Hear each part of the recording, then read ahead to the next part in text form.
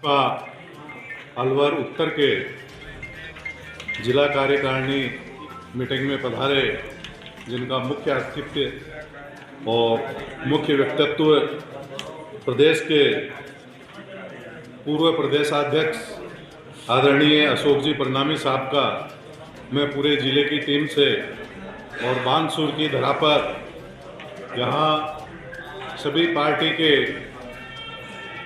हमारे जिला पार्षद, सभी डेलीगेट्स और इस सुंदर आयोजन की व्यवस्था देख रहे शशि जी बोरा, सभी मंडल अध्यक्ष, युवा मोर्चा के सभी साथी, सभी मंडल अध्यक्ष, सभी की तरफ से मैं आपका आदरणीय भाई साहब परनामी जी का दिल से स्वागत करता हूं। उत्तर ने ये सौभाग्य जिला कार्य समिति की बैठक करने का जो बानसूर में दिया, इसके लिए मैं हमारे उत्तर जिले के अध्यक्ष, ऊर्जावान और 24 गुणा 7 जैसा रेस्टोरेंटों पे लिखा रहता है वैसे काम करने वाले बलवान जी यादव साहब, अब इनके कार्यक्रम में 100% उपस्थिति इसलिए रहती है कि मेरे को भी जिला स्तर के 5 पदाधिकारियों के स्वयं जिलाध्यक्ष समेत फोन आए हैं। जब 500% प्रयास रहता है तो 100% उपस्थिति आवश्यक हो जाती है। इसके लिए मैं इनका आभार व्यक्त करता हूं। मनीष जी पारिक साहब, प्रदेश के मंत्री महेंद्र जी यादव साहब, हमारे बानसूर के प्रभारी शिवचरण जी यादव साहब, मुंडावर विधायक मंजीत जी चौधरी साहब, तिजारा से पधारे संदीप जी दायमा साहब, पूर्व विधायक मामन जी यादव साहब, पूर्व प्रदेश मंत्री सुरेश जी यादव, हमारे यहाँ जिला के उप प्रधान गणेश जी सैनी, महामंत्री मामन सिंह जी, महासिंह जी, उमेश जी भैया जी, सीमा चौधरी जी, नीलम यादव जी, प्रदेश मंत्री और पूर्व प्रधान रोहितास जी साहब,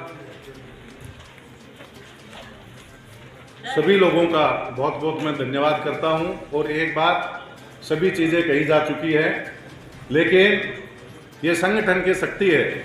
अमित शाह जी पहले कहते थे कि इस भारतवर्ष को कांग्रेस के कुशासन से मुक्त कराना है और भारतीय जनता पार्टी का जो भगवा है इसको पूरे हिंदुस्तान में फहराना है।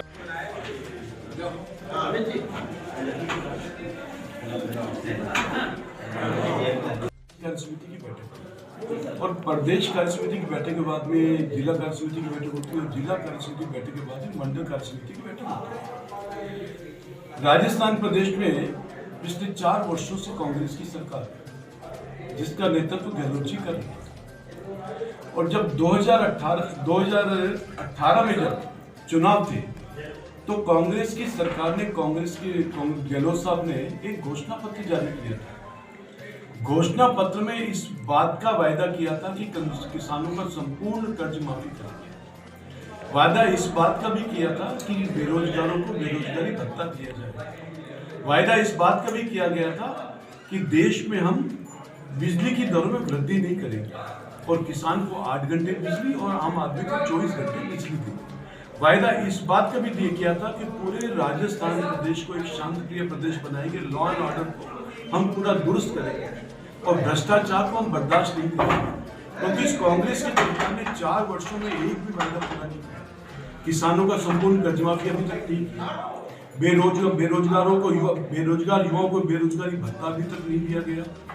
लॉ एंड ऑर्डर का हाल आप पूरे राजस्थान प्रदेश में आप देख रहे हो। कहीं डकैतियां हो रही है, कहीं चोरी हो रही है, कहीं लूट हो रही है, कहीं बलात्कार हो रहे हैं, कहीं महिलाओं के साथ बलात्कार हो रहे हैं, कहीं बच्चियों के साथ बलात्कार हो रहे हैं, कहीं महिलाओं को जलाया जा रहा है। इस पूरा एक आतंकवाद का पूरा माहौल पूरे राजस्थान प्रदेश में। आज पूरे राजस्थान प्रदेश की जनता, चाहे वो महिला हो, चाहे आमजन हो, चाहे बच्चियां हो, चाहे युवा हो, अपने आप को जिसे कहते हैं ना एक मतलब महसूस नहीं करती किसी भी तरह से कि हम बिल्कुल स्वतंत्र हैं, हमारे पे किसी। तो इस प्रकार के जो हो रहे हैं, एक जो भय का जो माहौल पूरे राजस्थान प्रदेश में बना हुआ है, ये कांग्रेस की सरकार की देन है। आज कांग्रेस की सरकार ने, गहलोत जी ने तुष्टीकरण के चलते हुए करौली का दंगा हुआ, वो भी तुष्टीकरण की परिणति थी। आपके अलवर में, राजगढ़ में जो मंदिर तोड़ा गया, वो भी तुष्टीकरण की परिणति थी। उदयपुर में जो कन्या की जघन्य हत्या हुई, वो भी तुष्टीकरण की परिणति है। जोधपुर में जो हुआ, भीलवाड़ा में जो हुआ, जितने भी सामाजिक सौहार्दपूर्ण जो राजस्थान प्रदेश का बिगड़ा, उसका केवल मात्र एक ही कारण था कि कांग्रेस की जो तुष्टीकरण की राजनीति है, गहलोत जी की जो तुष्टीकरण की राजनीति है, उसके कारण हुआ। आज बहुसंख्यक समाज अपने आप को महफूज नहीं करता कि मैं बहुत ही हूं। जनता में एक आक्रोश है कि इस कांग्रेस के सरकार ने जितने भी वायदे किए थे, उन वायदों को पूरा नहीं किया। विकास बिल्कुल ठप पड़ा, कहीं विकास नहीं हो रहा। बिजली की दरों में वृद्धि हो रही है, किसानों को 4 घंटे भी बिजली नहीं मिल रही।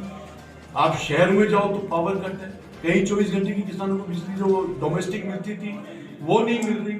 तो ये पूरा जो वातावरण बना हुआ है, तो राजस्थान प्रदेश की जनता अपने आप को लूटी हुई महसूस कर रही है।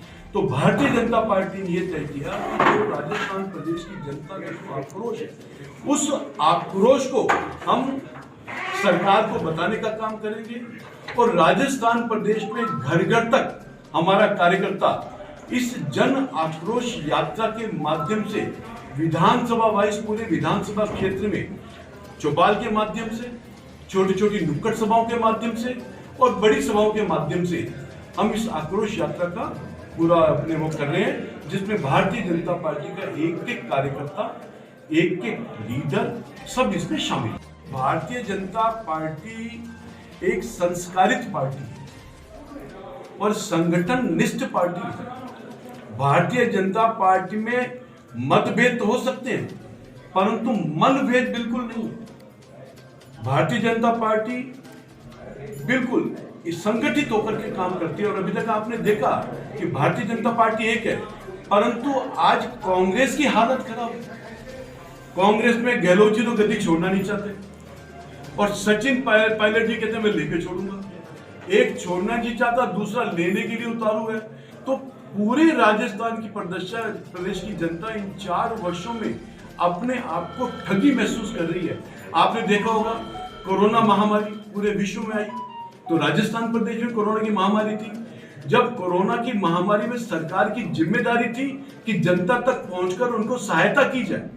कोरोना में हॉस्पिटल की सुविधाएं दुरुस्त होनी चाहिए, हॉस्पिटल में ऑक्सीजन मिलनी चाहिए, हॉस्पिटल में दवाइयां मिलनी चाहिए, हॉस्पिटल में डॉक्टर उपलब्ध रहने चाहिए।